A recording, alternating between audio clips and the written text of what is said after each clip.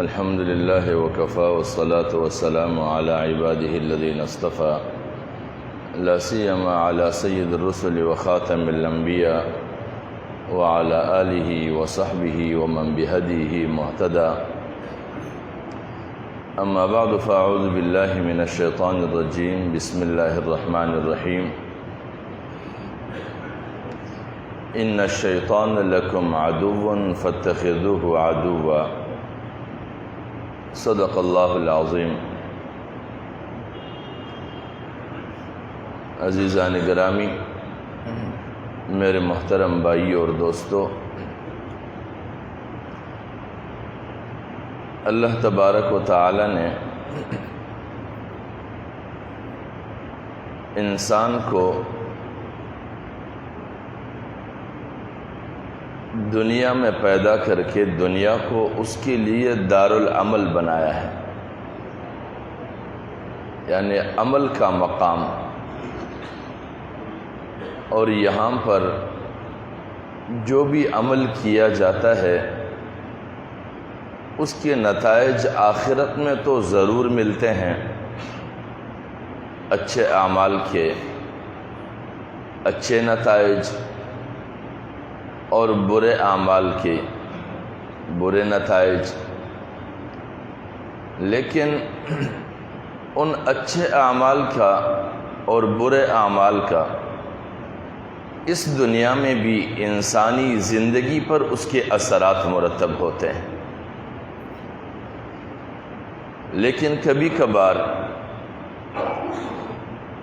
ہمارا شعور اگر اس معیار اور نتیجے کا ہو کہ ہم اپنے اس دنیوی زندگی میں اپنے اچھے اور برے اعمال کے نتائج کو محسوس کر سکیں تو ہم اس کا ازالہ کرتے ہیں.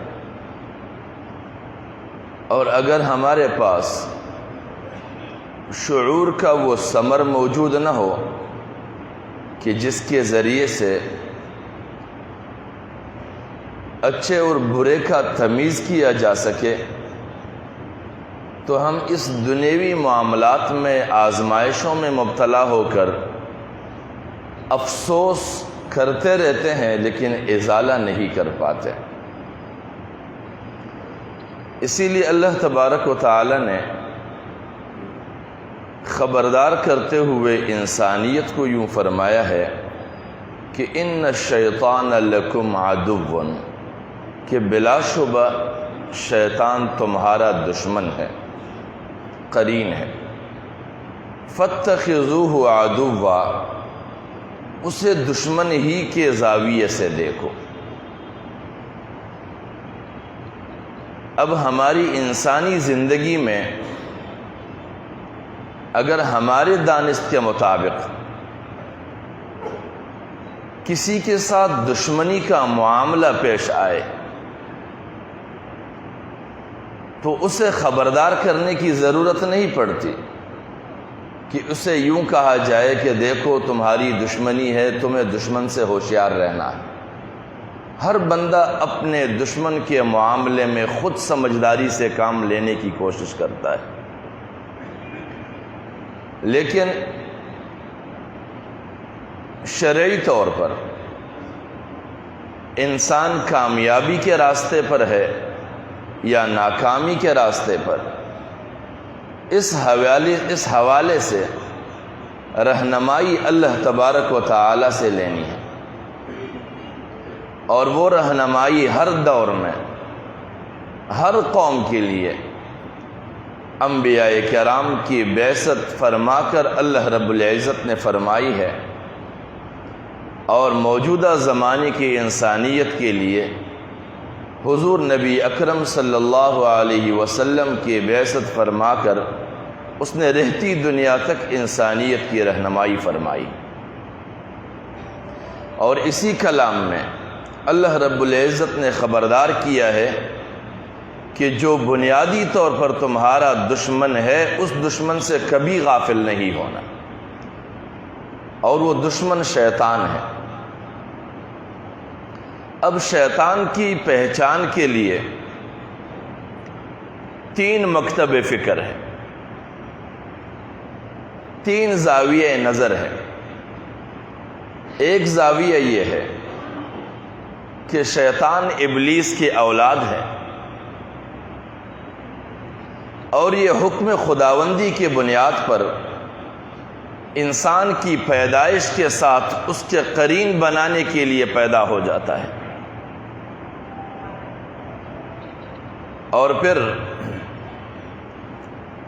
یہی شیطان، اس کی ذمہ داری کیا ہوتی ہے؟ یہ وسوسہ اندازی کرتا ہے اور جمالیاتی فریب کے ذریعے سے انسان کو گمراہ کرنے کی کوشش کرتا ہے۔ اور دوسرا تصور یہ ہے کہ شیطان یہ نفس امارہ کا دوسرا نام ہے۔ نفس امارہ کس چیز کو کہا جاتا ہے؟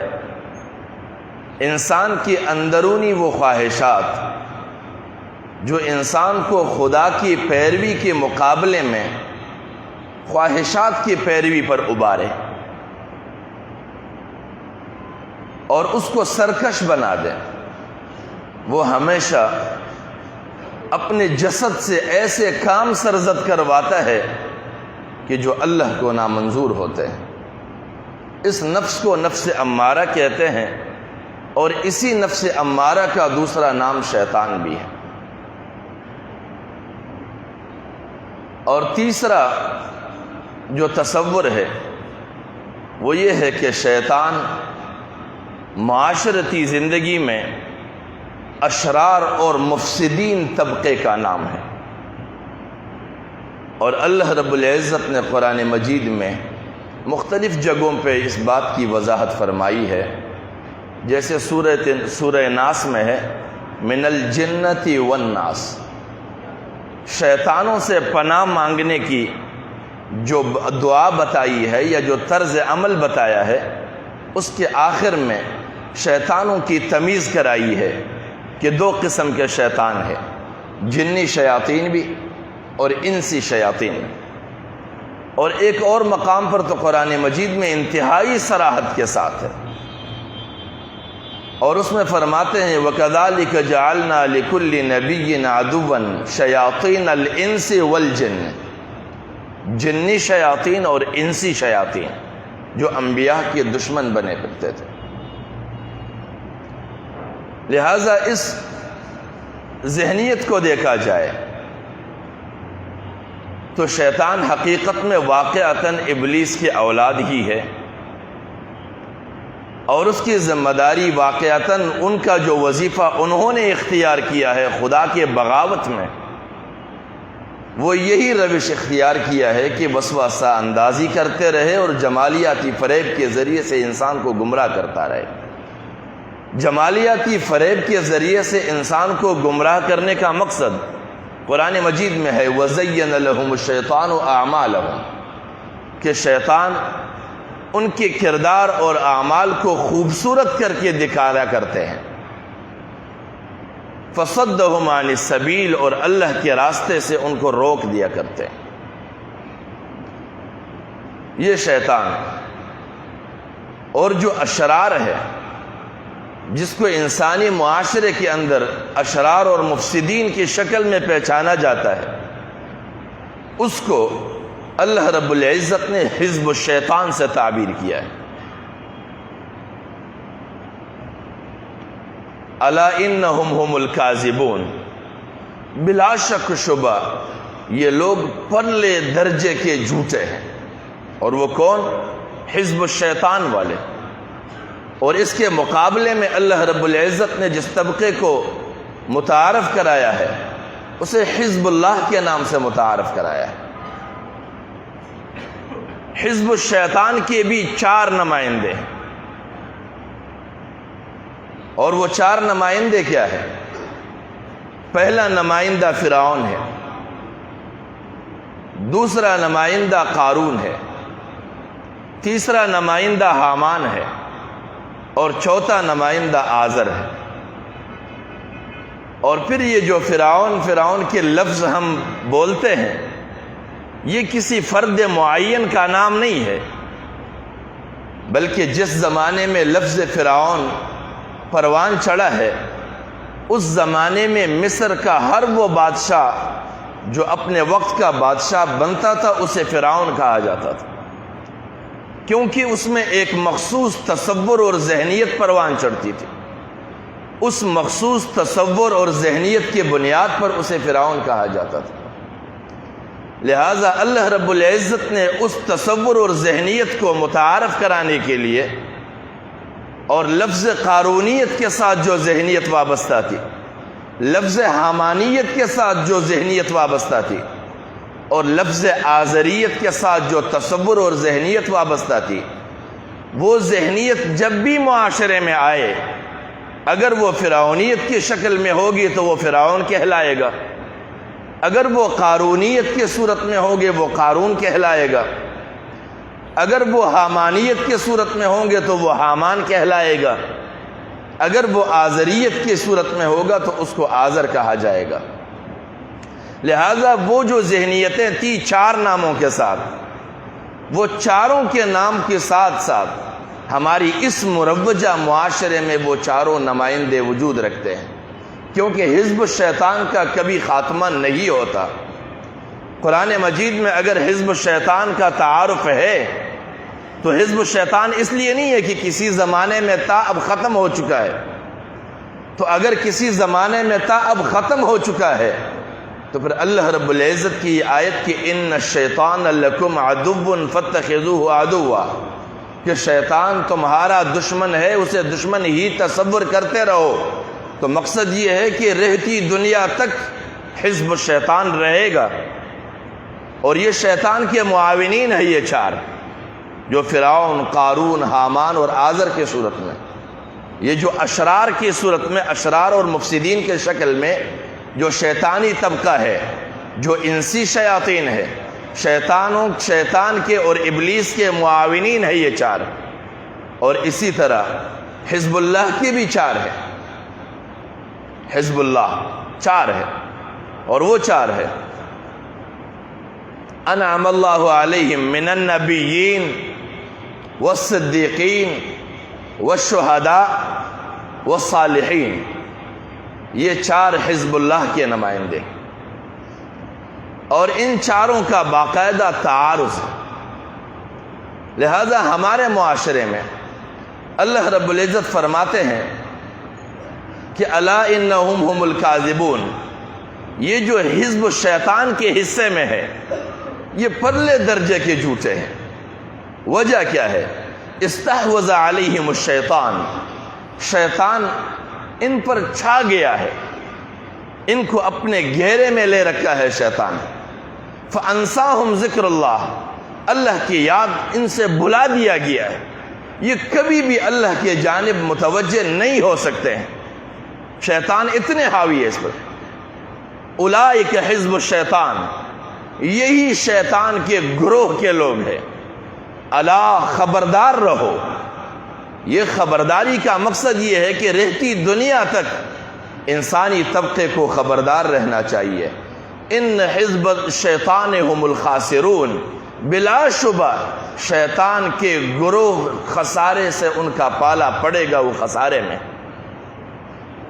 اور دوسرے طرف حزب اللہ کے بارے میں اللہ رب العزت فرماتے ہیں لا تجد قوم، نہیں پاؤ گے کبھی ایسے طبقے کو، یؤمنون باللہ والیوم الآخر، جو اللہ پر اور آخرت کے دن پر ایمان رکھتے ہوں، یوادون، وہ کبھی بھی حمایت کرے ایسے لوگوں کے، من حاد اللہ ورسولہ، جو اللہ اور اس کے رسول کے مخالف ہو۔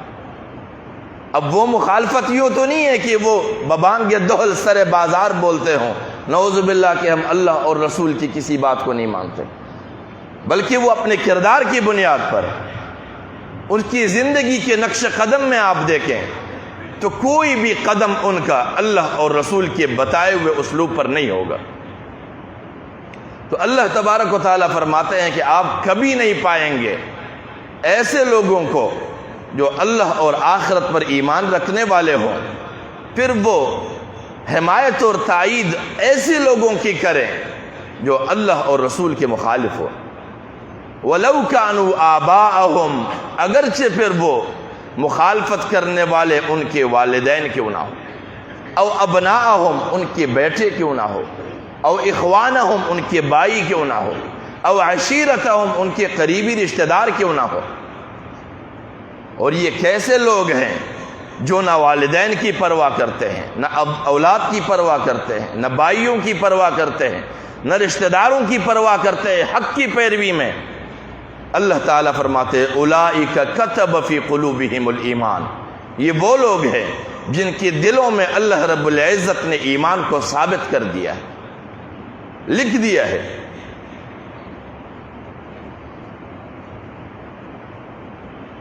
और वअय्यदहुम बिरूहिम मिन, और अल्लाह रब्बुल इज़्ज़त एक फैज़ गैबी के जरिए से उनकी नुसरत और मदद करते हैं।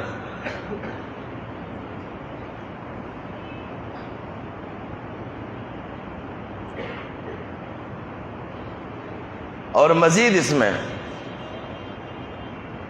वयुदखिलुहुम जन्नातिन तजरी मिन तहतिहल अनहार, इनके अंजाम के नतीजे में कि अल्लाह रब्बुल इज़्ज़त उनके इस अमल और इस रविश के नतीजे में ऐसे बहिश्तों में उन्हें दाखिल करेंगे जिनके नीचे नहरें बहते होंगे, खालिदीन फीहा अबदा, उसी में हमेशा रहेंगे।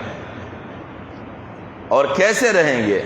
रज़ियल्लाहु अन्हुम व रज़ू अन्हु, अल्लाह रब्बुल इज़्ज़त उनसे राजी होंगे और वो अल्लाह से राजी होंगे। उलाइका हिज़्बुल्लाह, यही लोग अल्लाह के ग्रोह से हैं और उनकी जमात से हैं। अला इन्न हिज़्बल्लाहि हुमुल गालिबून, खबरदार रहो, मुश्किलात जैसी भी आए, दुश्वारियाँ जैसी भी आए, बिल आखिर कामयाबियाँ इसी जमात की और किसी के नहीं है। और हम जायज़ा लें अपनी ज़िंदगी के, तो हमारा ज़िंदगी में वास्ता किस हिज़्ब से पड़ा है? हमेशा हिज़्ब शैतान से हमारा वास्ता पड़ा है। और हिज़्ब शैतान का किरदार क्या है? इत्तखज़ू ऐमानहुम जुन्नतन, उन्होंने अपने कसमों को अपने लिए ढाल बना के रखा है। जब भी कहो कि ये क्या किया है तुमने, कौम को बर्बाद किया है, तो वो कसमें खाना शुरू कर देते, खुदा की कसम हमारा ये मकसद नहीं था, अल्लाह की कसम हमने कभी ये नहीं चाहा है, जबकि उन्होंने हमेशा इंसानियत को बर्बाद करना चाहे। फसद्दु अन सबीलिल्लाह, उन कस्मों को डाल बना के उन्होंने हमेशा इंसानों को खुदा के रास्ते से रोका है और तबाही से उनका पाला रखा है। तो अल्लाह करीम हमें तौफीक बख्शे कि हम हिज़्ब शैतान और हिज़्बुल्लाह की तमीज़ कर सकें, और हिज़्ब शैतान के अरकान को भी हम पहचान सकें कि वो कौन है और इस माशरे में किन किन पर वो मुंतबिक होता है। कुरान कहानियाँ सुनने के लिए नहीं है, हमारे मुआशरे में अपने गिरदोपेश के हालात और वाक़यात और शख्सियात पर मुंतबिक करने के लिए कि हम उनको पहनाएं कि कौन सा जामा किस पे फिट आ रहा है, कौन सी कमीज़ किसके लिए बनी है, ये तो पता चले। कौन सा लिबास किसके लिए है, ये लिबास है। ये फ़िरौनियत भी लिबास है, कारूनियत भी लिबास है, हामानियत भी लिबास है, और आज़रियत भी लिबास है। हम देखें कि इस दौर में किस किस ने ये झोला ओढ़ा हुआ है। अल्लाह करीम हमें तौफीक बख्शे कि हम इनको समझ सके, और इंशाअल्लाह ज़िंदगी रही तो अगले जुम्मे को फ़िरौनियत और आज़रियत और हामानियत और कारूनियत का मुस्तकिल एक तारुफ कि वो क्या थे और क्या उनका तस्वुर